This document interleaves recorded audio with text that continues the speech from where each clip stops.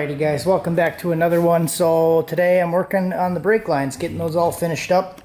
And what you saw earlier was I was kind of hogging out the center of this because it was a little bit small, probably like 15 thousandths or just some little tiny bit I had to knock off to get this thing on there.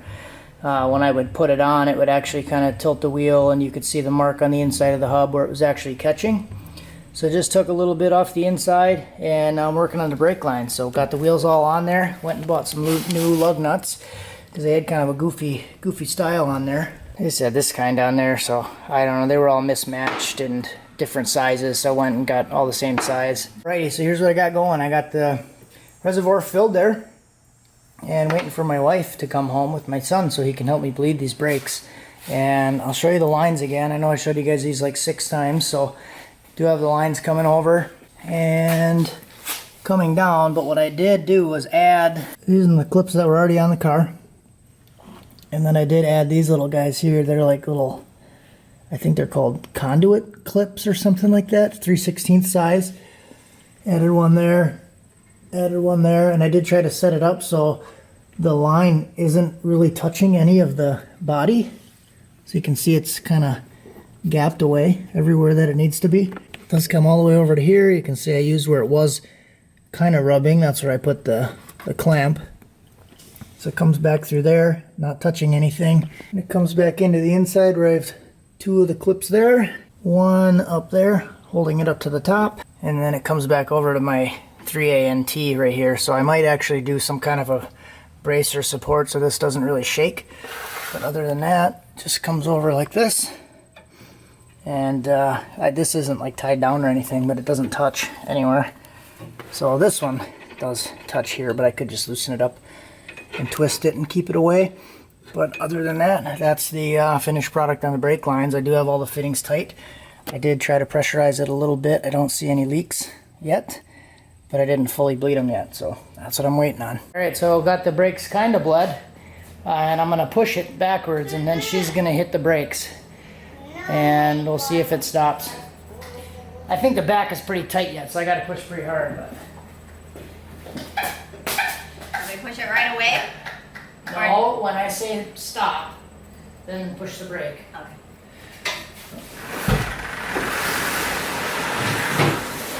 Stop. Oh yeah. It stops. Then in the front. So we're gonna push it and then just kind of, don't stand on it, but see how far it goes until it stops. From right here. Like that? Yep. Alright, stop. How far did you push it? Just a little bit. Okay. I didn't stomp down on it. I just So that slowly stopped it, pushed and like you moved the pedal about 2 inches. It's pretty good then, not I think. even. It's pretty good. Alrighty, boys, we got a box here. So, a subscriber sent this in. I know what it is, but you guys don't, so I'm going to show it. Guy's name is Jeff Scott. Has a YouTube channel. Jeff Scott says he's got a couple things on there. Also has a family garage, Powell's Garage. Powell's. North Carolina. So, we're going to open this thing up. So thank you, Jeff, for sending this in. And I don't know what I want to do with it yet. It's a big box.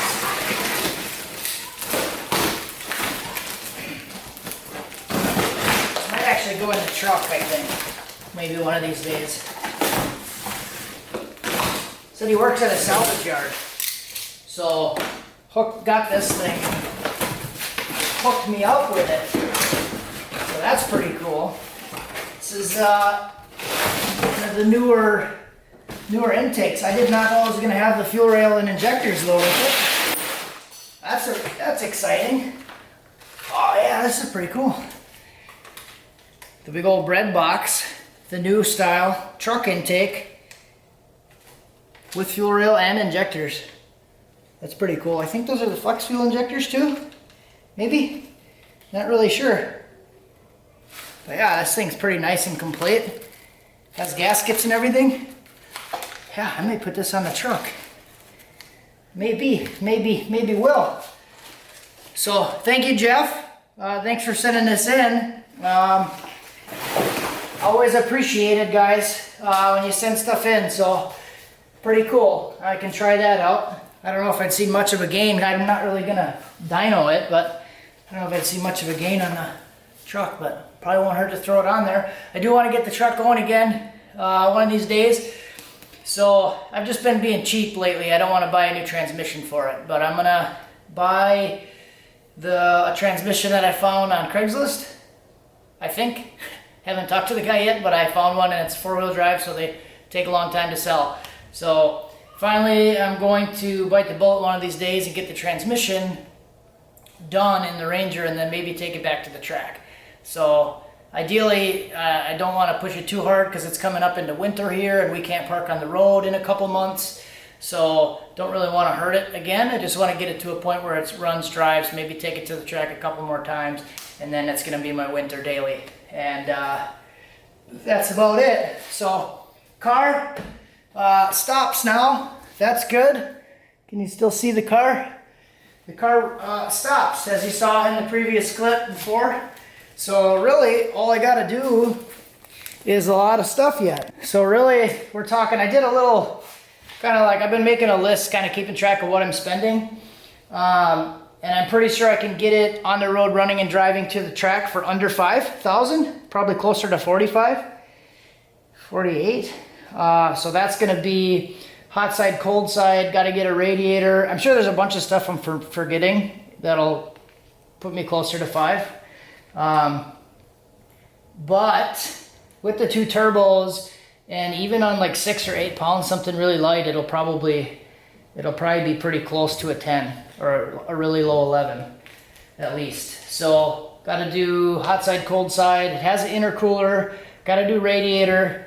I have intake and everything for it. I think I have a set of headers for it that I can weld on. I'm going to do a different oil pan, got to get a shifter, fuel cell, and fuel lines. And I'll probably do a different bump steer kit like I said before because I cut that one. But this is it, guys. Like, the wheels are on, suspension is pretty much set up. I got to put the diff cover back on and clean out the differential because it's all full of shit because the cover was left off of it. Oh, and seat belts. So the 5-point harness, got to get one of those. So I'm sure there's more stuff, like I said, that I'll think of, and it'll go over what I'm expecting, but it'll probably be in the 5 range around there. So that's where I'm at. Track here is still open for like another month and a half yet. So worst case, I could still go to Great Lakes Dragway. It's a couple hours away from here. They're open till like November, but I try to get this thing running and maybe on the road like in the next month. That's the plan. Thanks for watching. Have a good one.